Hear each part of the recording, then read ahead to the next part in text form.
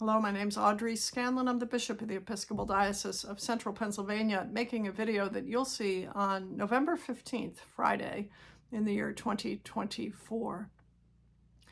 I'm recovering at home from some surgery I had just a couple of weeks ago on my foot. I'm learning to get around pretty well on my scooter and looking forward to being back among all of you in the diocese beginning this Saturday with our Vestry Vitality Day and Sunday with a visitation at St. Edward's in Lancaster.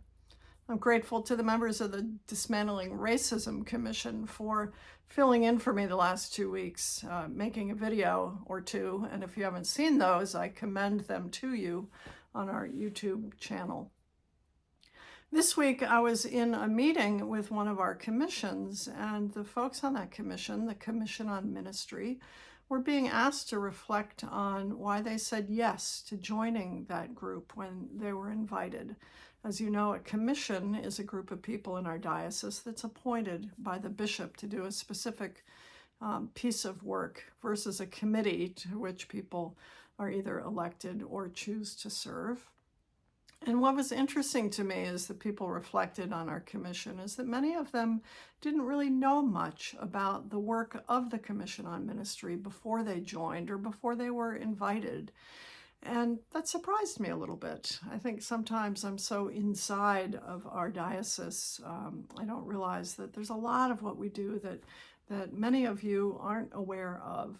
And so I thought we'd take the next few weeks using both the theme of our Bible stories that we've been following, as well as looking at some of the commissions and committees in the diocese that we have, to talk about all of the really good work that we do. We have 4 primary elected or appointed leadership committees or commissions in the diocese. Those are the Commission on Ministry, as I mentioned, the Standing Committee, the Council of Trustees, and the Disciplinary Board.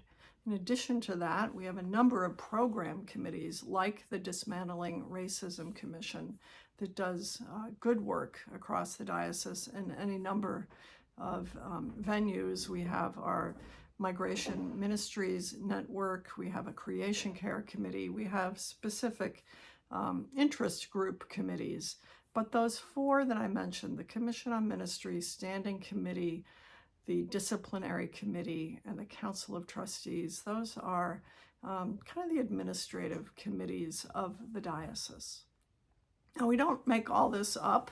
The Constitution and Canons of the Episcopal Church have outlined some of the work for us, and the one I want to talk about today is the Commission on Ministry.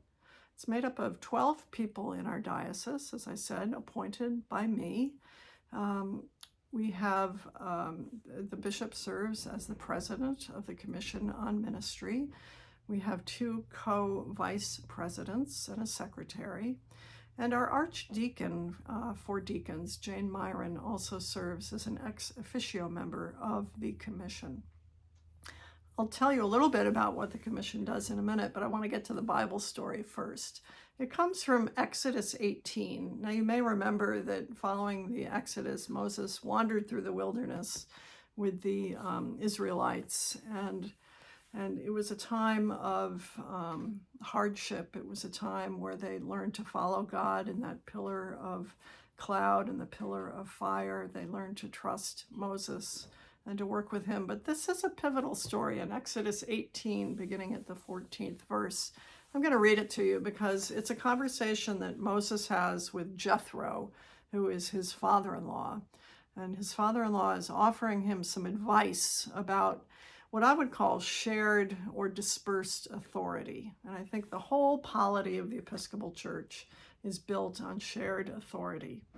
Even though we are called the Episcopal Church, which means a bishop is a central figure in our church really works because many other people do the work. So let me read to you from Exodus 18. This is a great story. When Jethro saw everything that Moses had to do, he asked him, "What is this that you're doing for the people? Why are you doing this all alone with people standing here from morning until night to consult you?" Moses answered, "I must do this because the people come to me to learn God's will. When two people have a dispute, they come to me, and I decide which one of them is right, and I tell them God's commands and laws. Then Jethro said, "You're not doing it the right way. You will wear yourself out, and these people as well. This is too much for you to do alone. Now let me give you some good advice, and God will be with you. It's right for you to represent the people before God and bring their disputes to him, but you should teach them to do God's commands and explain to them how they should live and what they should do. But in addition, you should choose some capable people and appoint them as leaders of the people. Leaders of thousands, hundreds, fifties, and tens. They must be God-fearing people who can be trusted and who cannot be bribed. Let them serve as judges for the people on a permanent basis. They can bring all the difficult cases to you, but they themselves can decide the smaller disputes. That will make it easier for you, as they will share your burden. That will make it easier for you. If you do this as God commands, you will not wear yourself out, and these people can go home with their disputes settled." Moses took Jethro's advice, and he chose capable people from among all the Israelites. He appointed them as leaders of thousands, hundreds, fifties, and tens. They served as judges for the people on a permanent basis, bringing the difficult cases to Moses, but deciding the smaller disputes themselves. That's from Exodus 18, beginning at the 14th verse. Now, I will say that Moses needed help. He had a huge job. I have a huge job as a bishop, but what's more interesting to me is that we do this work together, that in the Episcopal Church we recognize lay ministers as ministers of the gospel, and that they share in the councils of the church, clergy and laity alike. And so I'm delighted that we have the Commission on Ministry, the Council of Trustees, the Standing Committee, Disciplinary Board, and all of our many committees across the diocese to do God's good work. So just a little bit about the Commission on Ministry. As I said, it's a group of 12 people that are appointed by me, with the Archdeacon serving as an ex officio member, and I serve as the president. And our role really is canonically defined, is to assist people in their discernment and formation for and living out of their baptismal ministry.